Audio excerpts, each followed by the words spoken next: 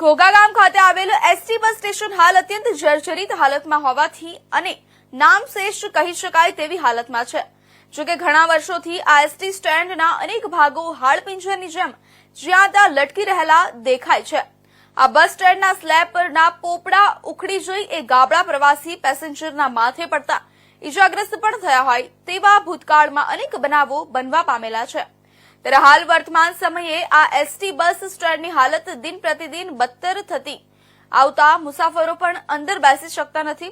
ઘોઘા ગામમાં અંદાજે 17,000ની વસ્તી ધરાવતા તાલુકાનું મુખ્ય મથક એવું ઘોઘા ગામ આજે એસટી બસ સ્ટેશન જેવી પાયાની સુવિધા વિહોણું છે। નામ પરિચય આપો। મારું નામ દિનેશ ગુલાબભાઈ વેગડ, બોટ એસોસિએશન પ્રમુખ, છેલ્લા 15 વર્ષથી બોટ એસોસિએશન માછીમાર બોટ એસોસિએશન તરીકે ફરજ બજાવું છું। અત્યારે હાલ ઘોઘા ગામની અંદર એક આગેવાન તરીકે અને સમાજના કાર્યકર્તા તરીકે ફરજ બજાવી છે। તો એક ઘોઘા ગામની અંદર આવું મોટું ગામ છે અને એક બસ સ્ટેન્ડ આવેલું છે। તે બસ સ્ટેન્ડની હાલત તમે જુઓ તો અત્યારે ખંડેર હાલતની અંદર આવેલી છે। અમારા છોકરા છોકરી જે બસ સ્ટેન્ડની અંદર બેઠીને ભણવા જાય છે તો એ લોકોને ચોમાસાની અંદર વરસાદમાં ઉભું રહેવું પડે છે, તડકામાં ઉભું રહેવું પડે છે। અમે સરકારની હારે રહીને કામ કરવા વાળા માણસો છે। અમે મહેનત પણ કરી છે, અમે અરજી પણ દીધી છે, અમે રજૂઆત કરી છે। તો આ વસ્તુ કેમ રિપેરિંગ નથી થતી? અત્યારે તમે બસ સ્ટેન્ડની હાલત જુઓ તો ખંડેર હાલતની અંદર એક બસ સ્ટેન્ડ છે। તો આ એક મિની બસ સ્ટેન્ડ તરીકે આને થોડો ખર્ચો કરી અને વ્યવસ્થિત જો કરવામાં આવે તો ગામને એક સારી એવી સગવડતા મળી રહે। સર આપનું નામ પરિચય। મારું નામ છે સરવૈયા કરણસિંહ પોડબા। ખાસ કરી વાત કરીએ તો ઘોઘાનું બસ સ્ટેન્ડ છે, ઘણા દાયકાઓથી જર્જરિત, શું કહેશો? હાજી અમે અવારનવાર રજૂઆતો કરેલી છે અને ઘણા ટાઈમથી જર્જરિત થઈ ગયેલું છે અને મુસાફરોનો છે અને વિદ્યાર્થીઓનો છે અને ગ્રામજનોને પણ અહીંયા ઊભું રહેવાની પણ ઓલી નથી એટલી સગવડતા કે ચોમાસું હોય, ઉનાળો હોય, શિયાળો હોય તો બેઠવા માટે વ્યવસ્થિત હોય તો કંઈક પ્રજા લોકો એનો ઉપયોગ કરી શકે ને એમ। એટલે એના માટે અમે ઘણી કોશિશ ને એવું કર્યું છે ઉપર।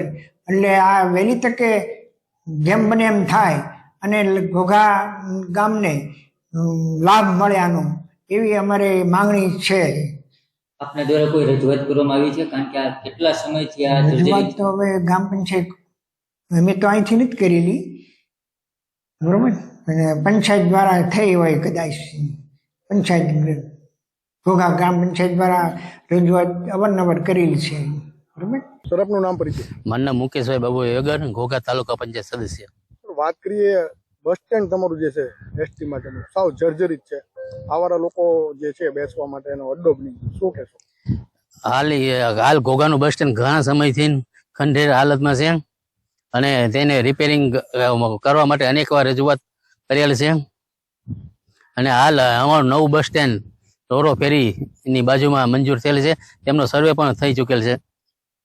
આ બસ સ્ટેન્ડ આટલા વર્ષોથી અપગ્રેડ નથી, રિપેરિંગ નથી થયું, લોકોને કેવી હાલાકી પડે?